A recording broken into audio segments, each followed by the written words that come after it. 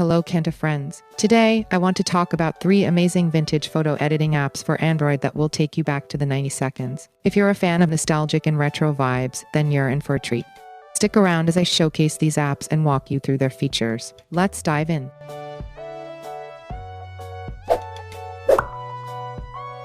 Glitch VHS Filter 90x. Glitch VHS Filter 90 seconds is a popular photo editing application for Android that provides glitch effects or technical errors to photos. This effect aims to create a retro look similar to VHS videos from the 90 seconds. The app comes with various filters, stickers, text, and effects that can be used to edit and create unique vintage-looking photos. Users can adjust the intensity of the glitch effect, brightness, contrast, and color balance according to their preferences.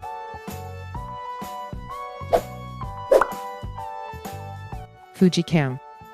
Kuji Cam is a photo editing application inspired by the photography style of Fujifilm film cameras. By using this app, users can apply color effects and vintage looks that resemble the results produced by Fujifilm cameras in the 90 seconds. The app comes with various color filters that can be used to change the mood and atmosphere of photos. Additionally, it also provides brightness, contrast, and clarity adjustment features to produce perfect photo results.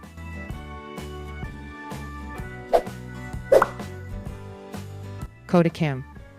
Koda Cam is a photo editing application that brings nostalgia for the era of Kodak film cameras in the 90 seconds.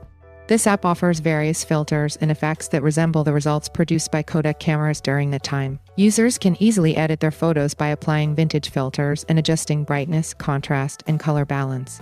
Additionally, the app supports crop, rotate, and overlay features to enhance the photo results according to the user's needs. And that's a wrap. I hope you enjoyed exploring these fantastic 90 seconds vintage photo editing apps for Android with me.